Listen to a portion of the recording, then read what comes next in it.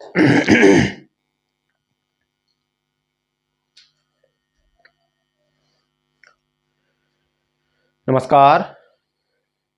आप सभी का इस इंग्लिश चैनल पर स्वागत है। मैं रजनीश पचौरी आपका अपने चैनल पर स्वागत करता हूं और आशा करता हूं सभी आप स्वस्थ होंगे, मस्त होंगे, तंदुरुस्त होंगे। चलिए देखिए, आज हम बहुत ही इम्पोर्टेंट टॉपिक लेकर चल रहे हैं। आज पिछली क्लासों में हमने देखा kinds of sentence, part of sentence, and after that I told about kinds of noun, यानी सेंटेंस के क्या कितने पार्ट होते हैं और कितने भाग होते हैं। और उसके बाद में आपने नाउन के प्रकार और नाउन की परिभाषाओं के विषय में बात की थी। और आज हम जो बात करने जा रहे हैं वो एक टॉपिक है नया, और it is very important for us in grammar. Grammar में हमारे लिए बहुत ही महत्वपूर्ण होता है। जिस टॉपिक के बारे में आज हम बात करने जा रहे हैं, देखिए, यदि कोई बच्चा क्लास में पढ़ाई कर रहा है, 6 से लेके आप देखेंगे 5th और 6 से लेके 12 तक, उसके लिए तो ये महत्वपूर्ण है ही है टॉपिक।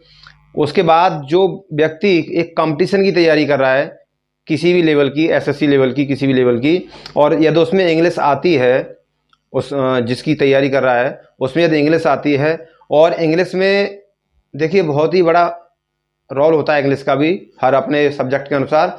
तो वहाँ पर ये जो पार्ट है इसका भी बहुत बड़ा रोल होता है। यदि हमसे ये चीज़ आती है, यदि हमसे, अब आप सोच रहे होंगे भाई किसी भी कंपटीशन में ये चीज़ कहाँ पूछी जाती है। वो बात ठीक है, ये नहीं पूछा जाता है कि राम जाता है, सेंटेंस कितने प्रकार के होते हैं। लेकिन यदि ये क्या है, ये बेस है हमारा। It is called base of grammar. Grammar का बेस है। If it is not clear then what we can do in grammar. यदि हमारा यही पोर्शन क्लियर नहीं होगा तो हम ग्रामर में कर क्या सकते हैं भाई। पहले हमें टेंस क्लियर होने चाहिए, सेंटेंस हमसे बनाना आने चाहिए, तभी तो हम क्रिया और ऑब्जेक्ट जो कर्म जो होता है या सब्जेक्ट होता है उसको सीक्वेंस में लगा पाएंगे। और उसमें आता क्या है, किसी परीक्षा में ग्रामर से ही तो पोर्शन आता है। उसमें कभी कभी अरेंज करने के लिए बोल देता है सेंटेंस को, ABCD PQRS में, इस प्रकार से एसएससी में पूछता है ना। तो वो अरेंज करने को बोल देता है। और हमसे यदि ये सेंटेंस बनाना नहीं आता तो हम उसे अरेंज करेंगे कैसे।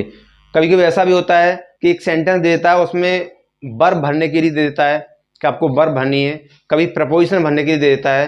तो ये सब ग्रामर का पोर्शन है और जो परीक्षाओं में पूछा जाता है, as well as 10th and 12th, यानी जो कंपटीशन की परीक्षाएं होती हैं उनमें पूछा जाता है, और उनके साथ साथ आप जानते हैं हाई स्कूल, इंटर में तो ये पोर्शन है ही है।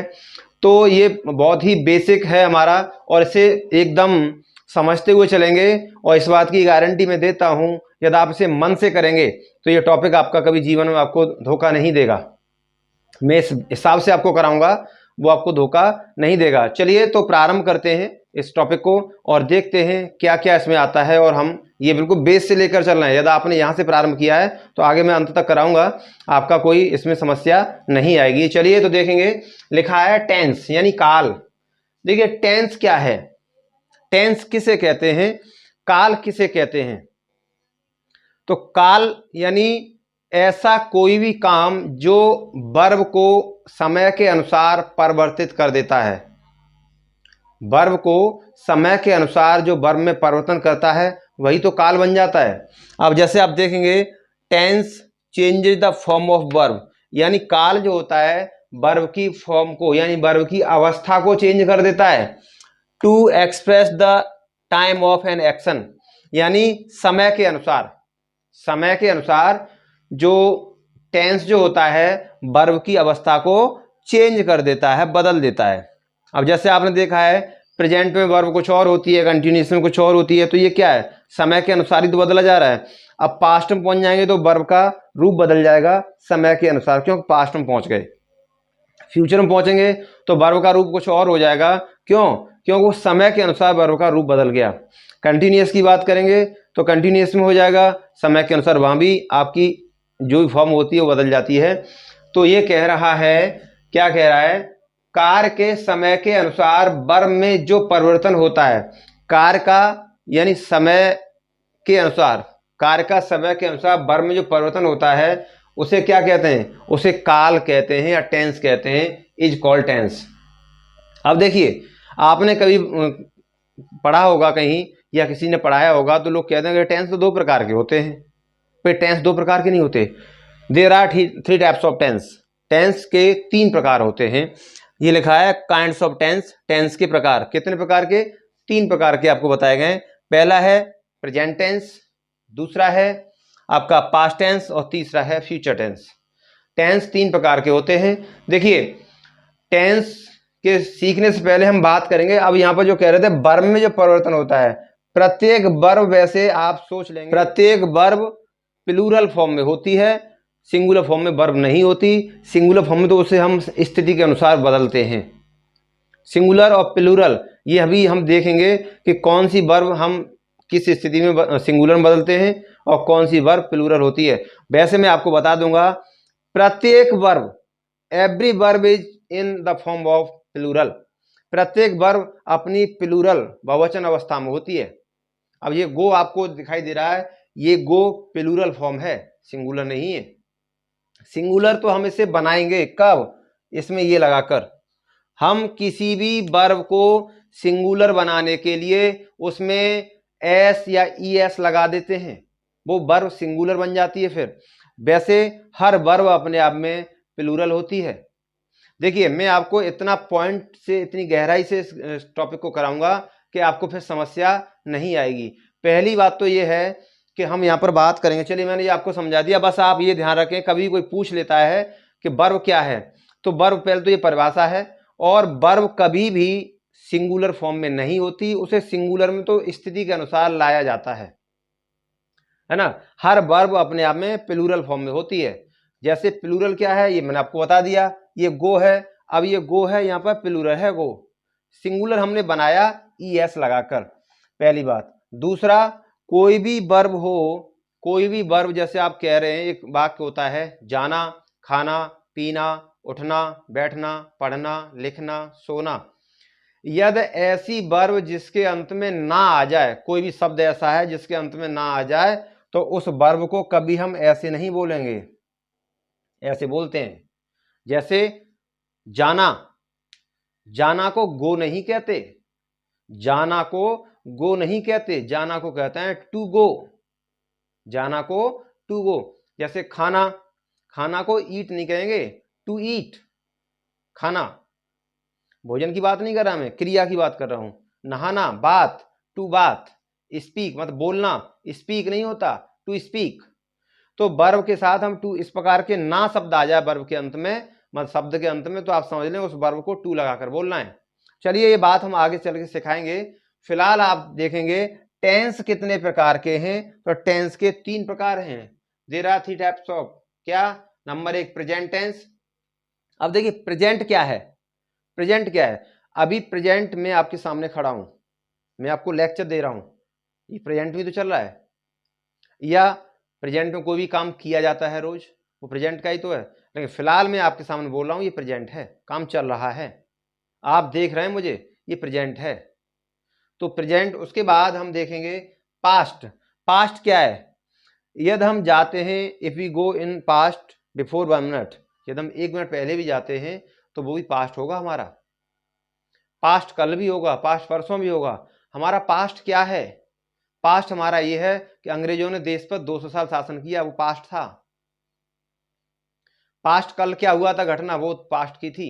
अभी 1 मिनट पहले हुई है घटना, वो पास्ट में पहुंच गई, तो ये पास्ट होता है, जो बीता हुआ समय कहलाता है। अब है फ्यूचर टेंस। फ्यूचर टेंस मतलब आने वाला, फ्यूचर टेंस मतलब भविष्यत काल। जिसे मैं हिंदी में अब लिखना चाहूं तो आप लिख लेंगे प्रेजेंट टेंस को वर्तमान काल, पास्ट टेंस को भूतकाल, और फ्यूचर टेंस को भविष्यत काल कह देंगे। ये आप लिख लेंगे, अपनी हिंदी लिख सकते हैं आप इतनी तो ये भविष्य में क्या होने वाला है। अब भविष्य में ये है कि मैं आपको पढ़ाने के बाद 1 घंटे नाचूंगा, तो ये फ्यूचर में तो होगा ये काम। ये काम कब होगा? फ्यूचर, मेरा यानी मेरे द्वारा नाचने काम है फ्यूचर में होगा, तो ये फ्यूचर हो गया, है ना। अभी मैं ये वीडियो आपको बना रहा हूं और फिर मैं आधे घंटे बाद आपको आपके उस पर यूट्यूब पर भेज दूंगा, तो ये फ्यूचर में ही तो होगा, तो जो काम फ्यूचर में होगा फ्यूचर टेंस। चलिए अब इसके, ये कह रहा है ये 3 जो टेंस हैं, इनके प्रत्येक, ये कह रहा है प्रत्येक टेंस के, ये कह रहा है प्रत्येक टेंस के 4 भेद होते हैं। प्रत्येक टेंस के कितने भेद होते हैं? 4। अब 4 कौन से होते हैं? देखिए लिखा हुआ है, सबसे पहले लिखा है इंडेफिनिट, दूसरा कंटिन्यूअस, तीसरा परफेक्ट और चौथा है परफेक्ट कंटिन्यूअस। तो हम यहाँ पर जो बात कर रहे हैं ये 4 हमने पॉइंट लिखे हुए हैं। अब 4 प्रेजेंट में भी होते हैं, 4 पास्ट में होते हैं और 4 ही फ्यूचर में होते हैं। 12 हो जाते हैं इस प्रकार से। अब देखिए, अब इसे जोड़ेंगे कैसे, आप लिखेंगे कैसे, तो आप कह सकते हैं प्रेजेंट इंडेफिनिट। पहले आप इसको, अब इसे नहीं लिखना है हमें, फिलहाल हम लिखेंगे present indefinite, present continuous, present perfect और प्रेजेंट परफेक्ट कंटिन्यूअस। दूसरा हम बात करेंगे past indefinite, past continuous, past perfect, past perfect continuous, ऐसे जोड़ते चलेंगे। तीसरा है future indefinite, future continuous, future perfect और फ्यूचर परफेक्ट कंटिन्यूअस। तो ये इस प्रकार से 4 4 4 यानी 12 हो जाते हैं। तो आज आपको ये बताया गया है, क्या बताया गया है कि टेंस क्या है। सबसे पहले तो आप ये परिभाषा लिखेंगे, tense changes the form of verb to express the time of an action is called tense. कार्य के समय के अनुसार वर्ब में जो परिवर्तन होता है या वर्ब में जो परिवर्तन किया जाता है काल कहलाता है। ये परिभाषा है, आपसे पूछता है टेंस क्या है, काल क्या है। तो आप जैसे पूछा तुमसे टेंस क्या है तो तुम बोलोगे प्रेजेंट इंडेफिनिट, प्रेजेंट कंटिन्यूअस, ऐसे नहीं बोलना है। This is the definition of tense. ये टेंस की परिभाषा है जो आपको बतानी है। टेंस की परिभाषा है, ये लिखी हुई है, tense changes the form of verb to express the time of an action. यानी समय के अनुसार वर्ब में जो परिवर्तन करता है क्या, कार्य या क्रिया, वह टेंस कहलाता है। अब टेंस के कितने प्रकार हैं ये आपके सामने लिखे हुए हैं। अब देखिए present indefinite, present indefinite, indefinite का मतलब होता है अनिश्चित। इंडेफिनिट का मतलब क्या है, अनिश्चित, जिसका कोई समय नहीं है, जिसका कोई समय नहीं है। जैसे मैं खाना खाता हूं, इसका कोई समय है, मैंने आपको कोई समय बताया, नहीं बताया। ये क्या है, प्रेजेंट इंडेफिनिट। इंडेफिनिट का मतलब अनिश्चित, जिसका कोई निश्चित समय नहीं है।